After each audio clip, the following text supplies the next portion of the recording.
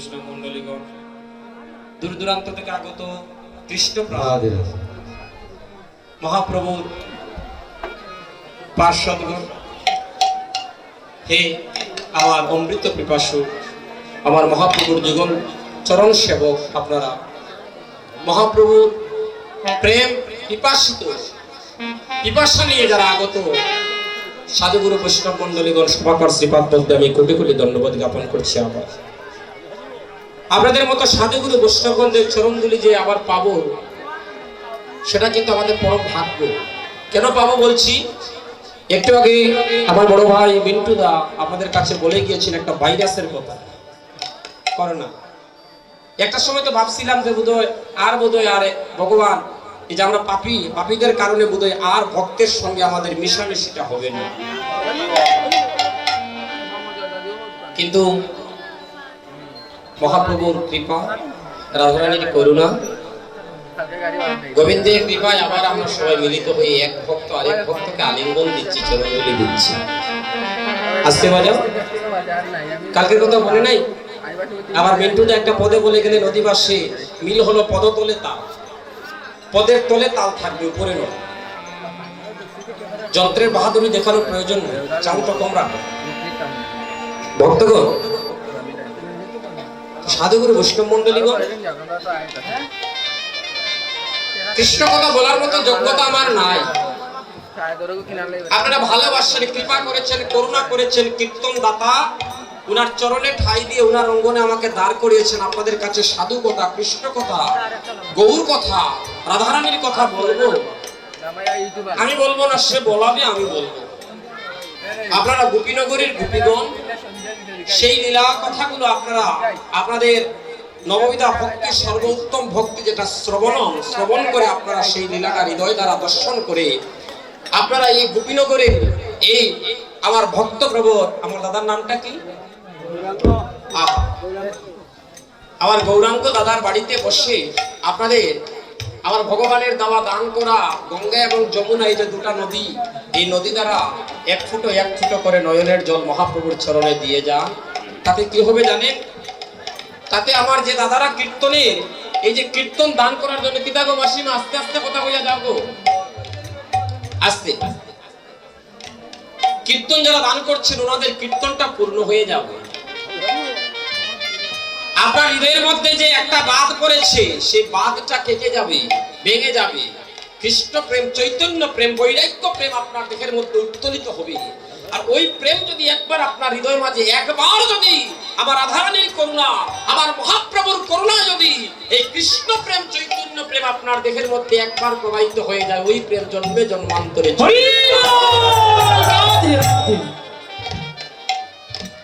ভক্তগণ, চৈতন্য প্রেমের প্রেমিক যারা, এই দেশের প্রেমিক তারা চৈতন্য প্রেমের প্রেমিক।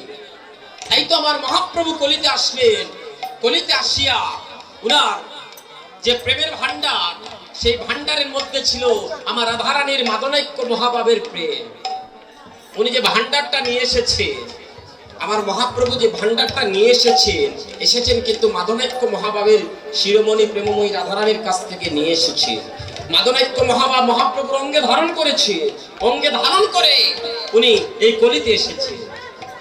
আমার যে মহাপ্রভু আসার আরেকটা কারণ আছে, আমরা যে কয়েকটা কারণ জানি, তার মধ্যে উত্তম হলো 18 পুরাণের সর্বশ্রেষ্ঠ পুরাণ ভাগবত, তার প্রমাণ কইতাম নি আপনাদের কাছে, কতটা কইতাম নি? যোগ্যতা নাই, এই কথাগুলো বলার যোগ্যতা নাই, কারণ বয়সটা তো কম। তাই এই সমস্ত ভারী ভারী কথাগুলো, দামি দামি কথাগুলো বলার মতো বয়স হয় নাই, যোগ্যতাও হয় নাই। আপনারা আদেশ বিনা বলা যায় না। আপনারা আমার বাবার মতো বাবারা বসেছি, আপনাদের চরণের ধুলি করার সমান যোগ্যতা আমার হয় নাই। তারপরেও যে আপনারা কৃপা করেছেন, আপনাদের চরণে একাগ্র চিত্তে প্রার্থনা করছি, আপনাদের সন্তান যেন একটু চরণের স্থান দেবে। আর আপনাদের কাছে ভিক্ষা চাচ্ছি যে দাদারা আমাদেরকে আনয়ন করলেন, কালকে আমাদের বড় ভাই মিন্টুদা অধিবাস কীর্তন করে যে দায়িত্ব উনার উপরে নিয়েছেন, নিয়ে আমাদের ছোট ভাইদের দ্বারা উনি যে কীর্তনটা পরিচালনা করছেন, আমরা কীর্তনিয়া যারা আছি এখানে, আমরা সবাই কিন্তু আপনাদের কাছে ভিখারি হয়েছি। আমরা ভিখারি হয়ে যে কীর্তন দাতা কীর্তন করছেন ওনার পক্ষে আপনাদের কাছে ভিক্ষা চাচ্ছি, ওনাদের কীর্তনটা পূর্ণ করার জন্য আপনারা এক বিন্দু নয়নের জল আপনারা ভিক্ষা দিন।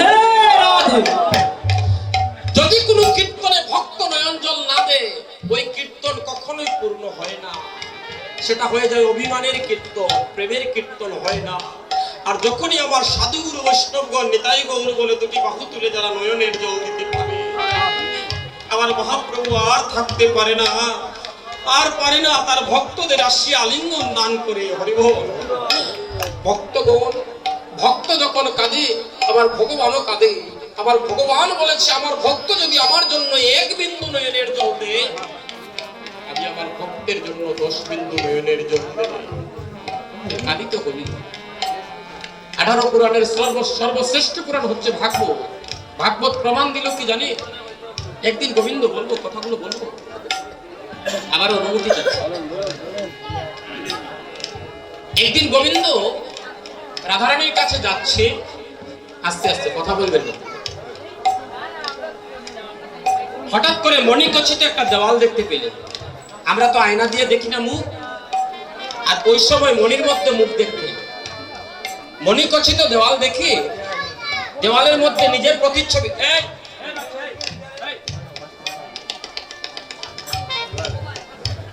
মণিকচিত দেওয়ালের মধ্যে নিজের প্রতিচ্ছবি দেখে আবার গোবিন্দ বললেন, আহারে এত সুন্দর একটা রূপের মানুষ, আমি তো কখনোই দেখি না এত সুন্দর একটা রূপের মানুষ।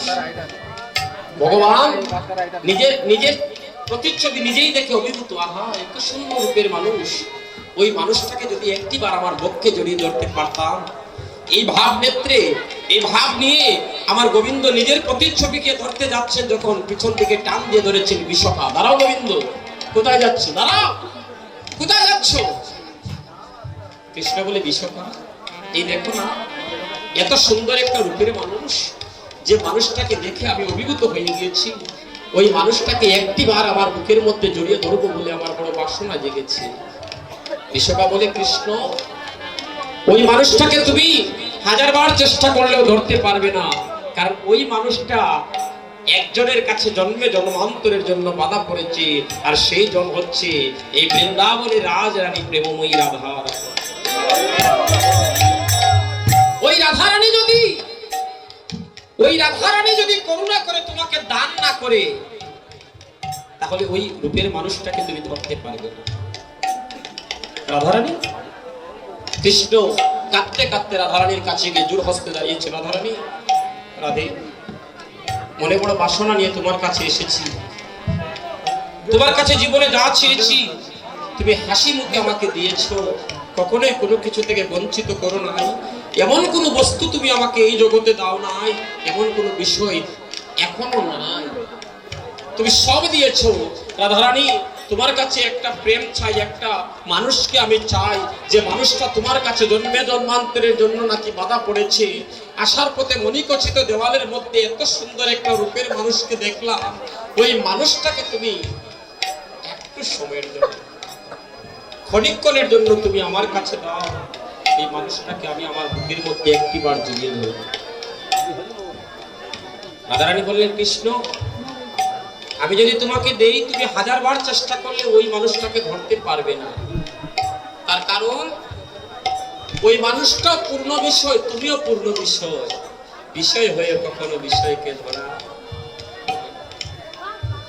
বিষয় হয়ে কখনো বিষয়কে ধরা যায় না। ওই মানুষটাকে ধরতে হলে সদ্গুরুর চরণে আশ্রয় করতে হবে, গুরু কৃপা বিনা তুমি কখনোই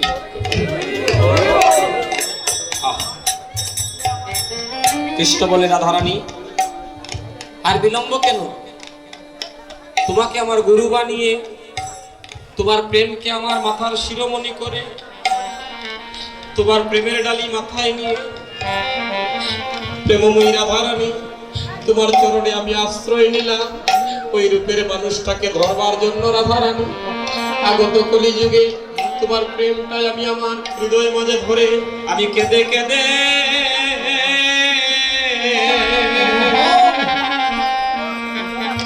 আমি গুরুমা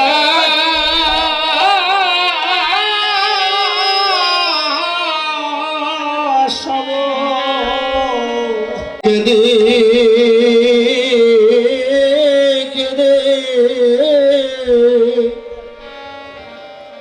ওই আমি বুক বাসাবো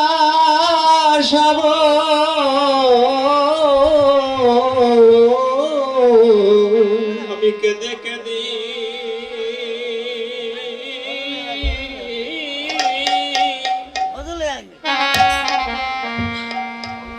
আমি বুঝবা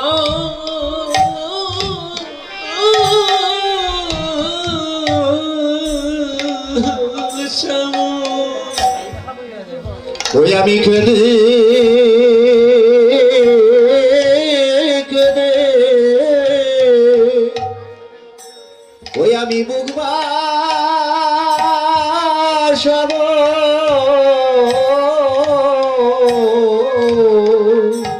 আমি ভক্তের দ্বারে দ্বারে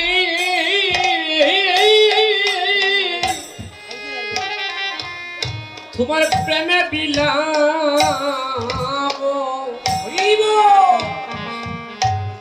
আমি কেঁদে কেঁদে কেঁদে কেঁদে আমি বুঝবা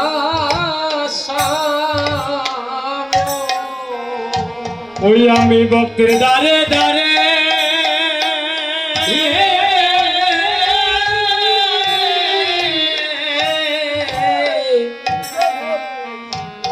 আমি প্রেম বিলাব।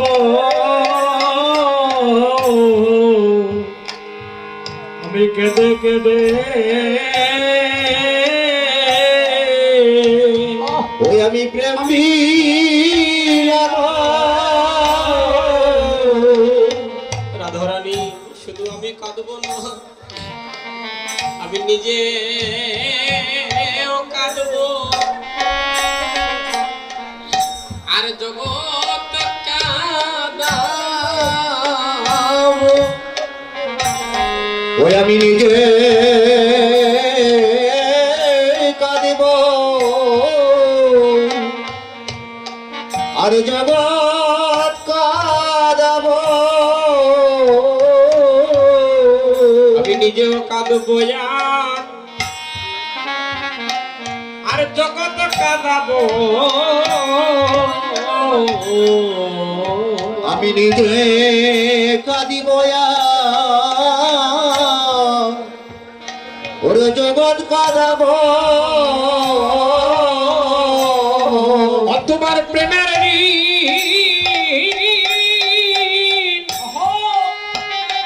শুধু করিব আমি নিজে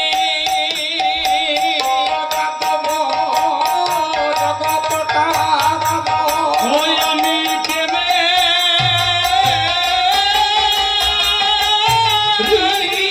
শুধু করিব নিজে কাঁদিব হাত বাড়িয়ে দিলে শুধু করিব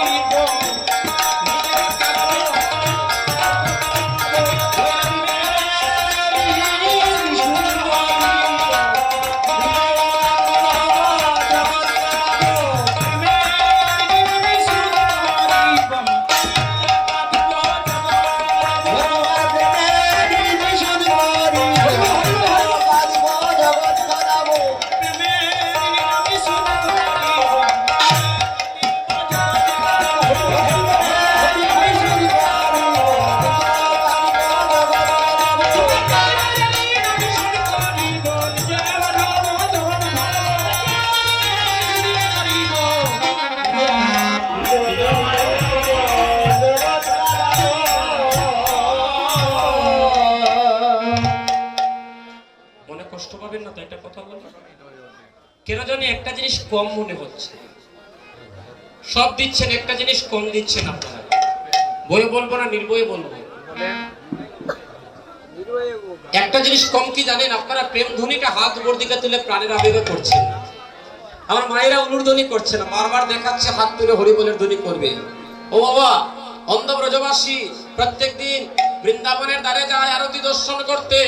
হ্যাঁ, যার নয়ন নাই সে যায় প্রত্যেকদিন আরতি দর্শন করতে, যার নয়ন আছে সে বলছে, ও বাবাজি কি দেখতে যাও? তোমার নয়ন নাই, তোমার নয়ন আসেনি, তুমি কি দেখতে যাও? অন্ধ ব্রজবাসী বলছে, বোকা তুমি জানলে না, আমার নয়ন না থাকলে কি হলো? আমি যে আরতি দর্শন করতে গিয়ে আমি আমার প্রভুর সামনে আমি এইভাবে যখন দুটি হাত উপর দিকে তুলে দাঁড়াই, আমি নাও দেখলে সে তো আমায় দেখে। আমি তাকে দেখতে নাও পেলে সে তো আমাকে দেখছে। আমি সেই ভরসায় দাঁড়াই। আর কলিযুগে একটাই সম্বল, হাত উপর দিকে তোলা আর নয়ন জলে বুক বাসানো আর গৌর হরি হরি বলে, কৃষ্ণ কৃষ্ণ বলে নয়ন জলে বুক বাসানো। হরি বল হরি বল। জগৎটা হচ্ছে ঘুর কলিযুগ, ঘুর কলিযুগ। আবার শাস্ত্রকার বলছে কি, দন্ন দন্ন কলি দন্ন। হায় হায় রে আমার যে যুগে হলো কৃষ্ণ চৈতন্য। ও হায় রে দন্য দন্য ওরে কলি দন্য ওরে জুড়ে আমার কৃষ্ণ চৈতন্য।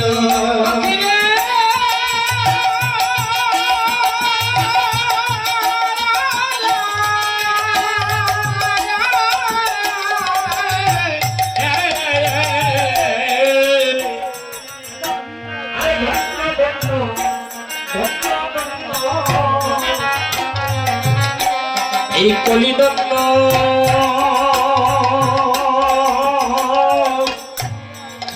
যে যুগে আমার কৃষ্ণ চৈতন্য। ও হায় রে ওরে কলি দন্য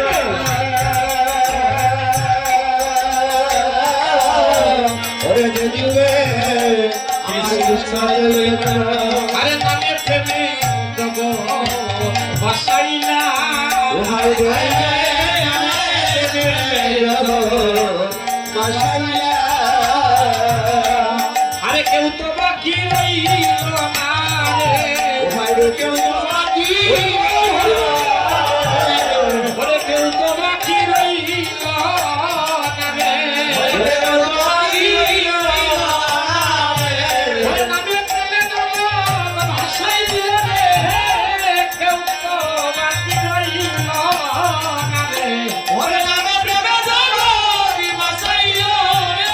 ওরে কলি রইল রে। ওরে কলি দিবে ঘরে ঘরে যাইয়া নামে প্রেমে জগৎ ভাসাই দিল রে। ওরে কলি দিবে ওরে রইল নামে বাসাইল রে। ওরে হরি বল বলিয়া নামে প্রেমে জগৎ ভাসাই দিল রে। ওরে হরি বল ওরে রইল নামে বাসাইল রে। ওরে নামে প্রেমে জগৎ ভাসাই দিল রে। বাসাইল রে। আরে নামে প্রেমে জগৎ ভাসাই দিল রে। ওরে হরি নামে কন্যা দিয়া নামে প্রেমে জগৎ ভাসাই দিল রে। হরি হরি কন্যা দিয়া নামে প্রেমে জগৎ ভাসাই দিল রে। হরি নামে প্রেমে জগৎ ভাসাই দিল রে। আস্তে আস্তে সবাই একটু তাল ধরে।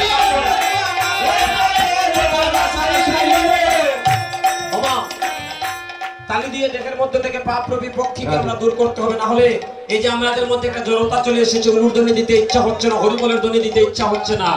জড়তাটা যেতে হবে আগে, না হলে প্রেম হবে না। আহা, নামে প্রেমে জগৎ ভাসাই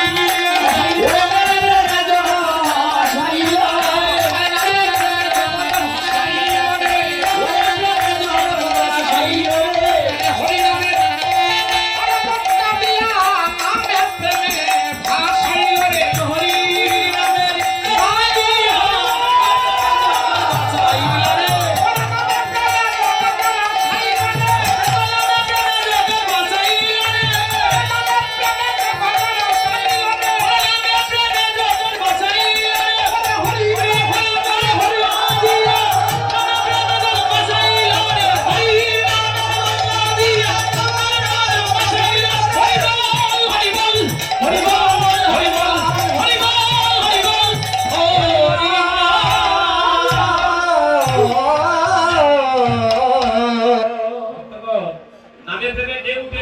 গৌরাঙ্গ মহোদয়ের বাড়িতে, আমার গৌরাঙ্গ দাদার বাড়িতে পেমেন্টে উঠেছে, তাই সবাই বলবেন হরি বলো হরি বলো হরি বলো ভাই রে।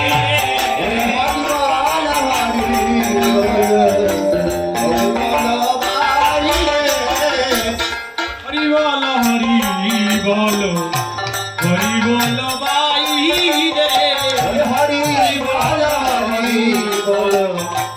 হরি বল ভাই রে আমার হরি হরি তে নামি রে বড় নামের বড় নাই রে। হরি হরি হরি নামে বড় নাই রে আমার হরি হতে নামি রে বড় নামের বড় নাই রে। হরি হরি